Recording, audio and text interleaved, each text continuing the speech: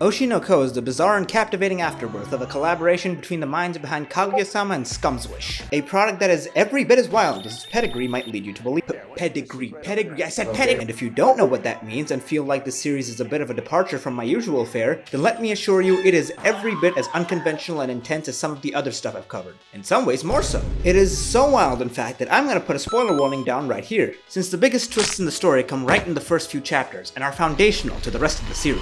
So if a brutally honest dissection of the Japanese entertainment industry preceded by some of the most suspect opening chapters I've ever read sounds like an interesting time to you, I'd go ahead and read it before continuing any further, or at least the first 10 chapters. For the rest, the series follows Goro, a doctor and chronic simp as he takes on his favorite idol as a patient and... You know what? No intro summary's gonna do it justice. Let's just get into it. Grab your glow sticks, Kobe your deodorant into the garbage, and join me as we gaze into the cruel, uncaring abyss that is Japanese idol culture with OSHI no Ko. Or my star, whatever they end up calling it.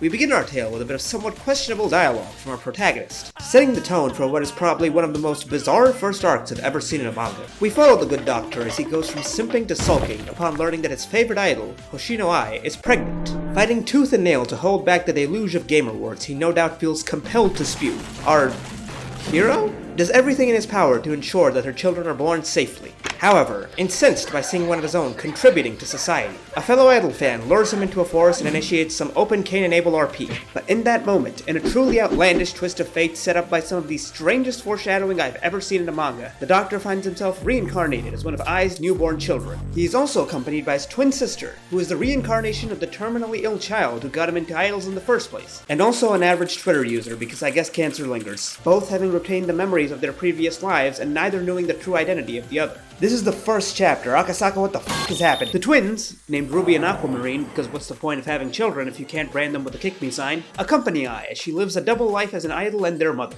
And while her aptitude for the latter is questionable at best, she dominates the former as a once-in-a-generation talent and rising star. All this combines to create the wacky hijinks that comprise this first arc, which include the twins going viral by cheering for Ai at a concert, a movie director coercing a literal toddler into an acting role, the twins traumatizing an overworked trophy wife to prevent her from ruining Ai's career, and the twins watching their mother get shanked in the stomach and bleed to death right in front of them.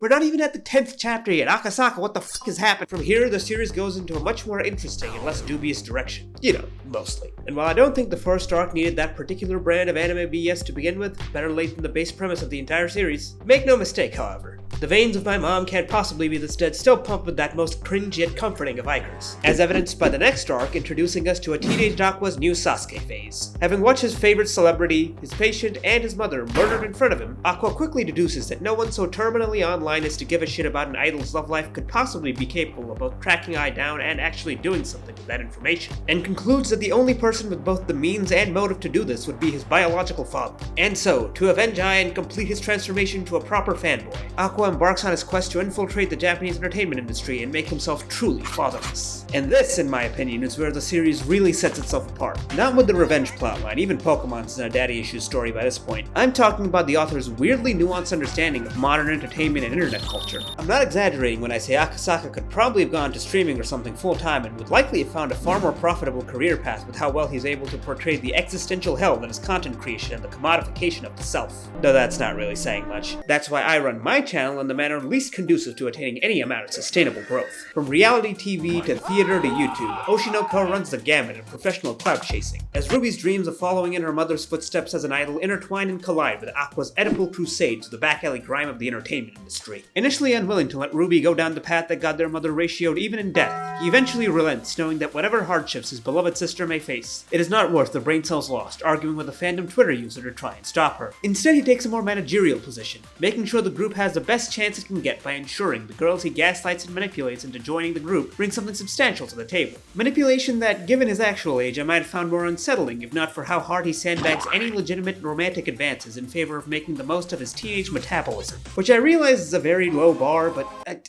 I read a lot of manga, man. I'll take what I can get. What does not have a low bar, however, is making it big in the idol world. A ruthless industry that demands the world for chump change and places such absurd expectations on aspiring idols from both fans and managers that you wonder why anyone would want to be one at all. A question whose most credible answers, as provided by the series, are naivety and mommy issues. Honestly though, for as sleazy as I make it sound, and there is definitely some sleaze, OSHI NO KO shows a lot of legitimate passion for every industry it calls out. It makes no attempt to cover up the broken dreams and ruined lives the suits leave in their wake, but it never turns its nose up at the people grinding away out of love for whatever art they put their blood, sweat, and tears into, regardless of whether or not it amounts to anything, or whether the passion even lasts. Be it film, theater, music, or just good old-fashioned clout chasing, rest assured that there is always value in caring enough to put the work in, and that faceless corporate studios will do everything they can to wring every iota of that value out of you should it prove even remotely profitable. Follow your dreams, kids, just don't expect to feel like any less of a cog than a 9-to-5er when you do it. I should have made a Patreon and announced it right here. That would have been hilarious.